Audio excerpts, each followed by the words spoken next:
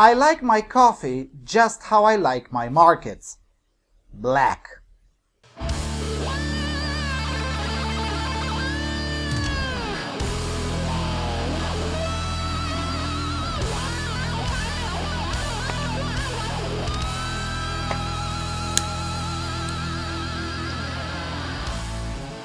Hello everyone, and welcome back to the Freedom Alternative after quite a long break in which I traveled like a maniac. And when I think about it, the traveling period of this year has just started. Anyway, while I was traveling, particularly while I was traveling through Ukraine, I remembered something that I used to say quite often a few years ago. Namely that the black market is the best market and the only market that actually does matter. Now think about it this way. Hardline Marxist regimes such as Venezuela, Zimbabwe, or North Korea use the black market as a reference point because even they have to realize that their smart economic calculations are ultimately rubbish in the absence of a proper market-based price formation mechanism or process. Countries that are also in a crisis and want to get out of it very fast, such as Ukraine, simply legalize the black market and make it the official market in order to incentivize everyone to innovate and start earning an income. This is particularly the case in Ukraine, as I mentioned in another video, where a plethora of activities are not regulated at all or are subjected to minuscule levels of regulation. One such example is the taxi business, in which the taxi driver only has to buy a taxi sign, prove to the city hall that he or she has a valid driver's license, and that's pretty much it. There are no counters in the taxis, no fiscal receipts, no further taxes, no VAT, no nothing. As a result, taxis are plentiful, cheap, and reliable. Now compare that with most of the cities within the European Union, where taxis are extremely expensive, hardly reliable, and in many cases, limited. And whenever someone comes up with a solution, such as Uber, or simply working around the system, such as by using plates from a different county or something to that effect, everyone goes full berserk over the alleged danger of the black market taxis or the pirate taxis. And then the established taxi companies demand even more anti-liberty policies, allegedly for the good of the clients. But it's not just the cabs. It's any sort of good or service that is usually cheaper and faster delivered on the black market than on the so-called official market, or as I routinely refer to, the socialist commerce. For instance, I bought in this trip a bigger hard drive for my computer. Since I'm taping a lot more footage at bigger quality now than ever, my old 500 gigabytes hard drive was clearly not enough. Now I could have bought it from the socialist commerce at a price at around 65 euros. But the black market offered the exact same product with the manufacturer warranty certificate and all the rest for less than 30 euros. Now, according to those who religiously believe in the rule of law, I should have paid more than double on the exact same product because the one selling with 65 euros has been so stupid to actually respect all the insanities of the EU law and all the insanities of Bucharest politicians and pay all of the theft, all of the taxes. But I chose not to. In fact, I routinely choose the black market over the socialist commerce, and I'm not only proud of it, but I enthusiastically encourage everyone else to do the same.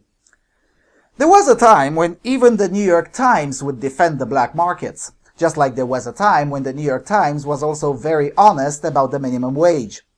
But while the times of sanity on that former newspaper are long gone, the reality still remains today.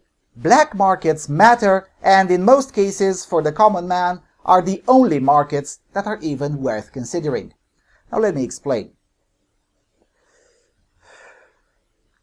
The overwhelming majority of purchases that a common person makes throughout a year are purchases of food, technology such as phones, computers, headphones, whatever, pieces of furniture, small distance traveling, and small-time vices such as cigarettes, coffee, bars, discos, etc. These are the items on which your average European spends at least 2/3 of his or her income. And all of these items are provided much cheaper and most of the time much better by the black market than they will ever be by the socialist commerce. It wasn't always like that, but it is now. Now let's take it one at a time. First of all, it's food. Now, with this one, it's pretty straightforward. The food regulations are completely and utterly insane, and as a result, food is a lot more expensive than it should be. Now, how do I know that? Because on the unregulated farmers' markets, the exact same elements of food cost 50% or less than what they cost in the socialist commerce. Just yesterday, I went out to shop for a huge salad. Tomatoes were sold in the legal, tax-paying, regulation-abiding establishments at the price of 1.35 euros per kilo. Now, the exact same type of tomatoes were sold behind the corridor, unregulated, with 75 cents per kilo. You can rest assured that I eat tomatoes, not the fiscal receipt, so I voted with my wallet in favor of illegal commerce and against the safety provided by the Brussels-generated stupidity. Let's go to number 2, technology. Now, it is no secret that technology is far, far more expensive in Europe than it is in the United States. Even the black market prices are still bigger than the regulated commerce in the United States. But nevertheless, the black market offers a product at a price that is 5 to 15% higher than the official price in the United States. The EU-regulated commerce offers the exact same product at a price that is at least 25% higher than the official price in the United States. And that is if you're lucky. For example, an iPhone 6s Plus with 128 gigabytes costs 1,019 euros in France. The exact same product costs $949 in the United States, which means 834 euros. 18% more expensive because France, and no other reason. After all, it costs less to bring it from China to France than from China to the United States. But the United States doesn't screw its industries that bad as France does. Now, you can choose to believe in an obviously failed system, or you can browse the black market where the exact same iPhone 6s Plus costs no more than 850 euros with delivery anywhere in Europe. Or you can be very smart and not buy an Apple phone ever. But that's a separate discussion. Let's get to the last 3 elements: furniture, short traveling, and vices. Now, with short traveling, I already explained with the taxis example, but it works similarly with intercity transport. Last time I was in Germany, I needed a ride till the next town. Now, I won't get into the details, but the train fare was absolutely enormous for the distance I needed. 55 euros for one person at the economy class for 150 kilometers? No way. So I went behind the train station to sniff for a black market ride. Now, my German friends thought I was joking when I said that there must be some black market alternative to that ripoff. Now, it only took me 15 minutes to find the Polish guy who took all 3 of us with 60 euros. Now, should I feel sorry for depriving the almighty censorious socialist German state of the income from its glorious overpriced railways? Maybe I should, but I'm not sorry. On the contrary, I'm grateful for the black market. Thanks to the black market, all 4 of us, me, my 2 German friends, and the Polish guy, were better off. As for vices, just ask the Swedes who take the ferry every other week to Estonia so they can buy alcohol at humane prices, as opposed to the absurd prices offered through the state monopoly at gunpoint because the nanny Swedish state thinks Swedes drink too much.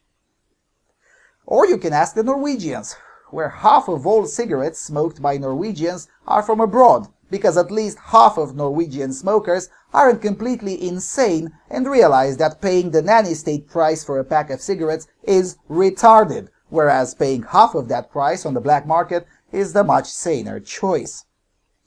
Moving from Norway for good would be the sanest choice if you ask me, but nobody asked me, so that's quite of a moot point.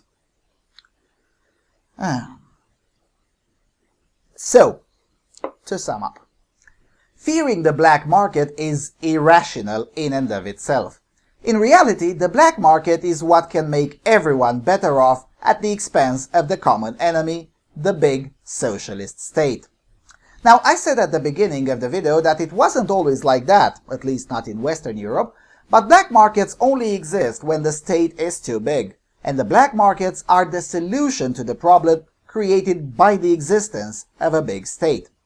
As Mario Vargas Llosa said almost 30 years ago in the New York Times, quote, "The real problem is the state, whose Byzantine legal system seems designed to favor those already favored and to punish the rest by making them permanent outlaws.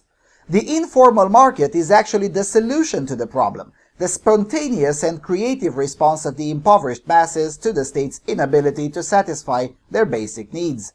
If it weren't for the underground entrepreneurs, there would be more hunger, unemployment, and misery. Thanks to them, the poor can work, travel, and have a roof over their heads. In creating their own escape hatch, the many victims of underdevelopment are revolutionizing the very foundations of society. This revolution of the poor is not Marxist, but liberal, in the classic sense of the word." Now, nothing has really changed since Llosa wrote these words. If anything, things have gotten worse, at least in Europe. And for as long as things stay on this course, the black market is the go-to place for everyday people who silently protest with their wallets against the maximal state. And with that being said, thank you for watching, and I'll see you soon on Freedom Alternative.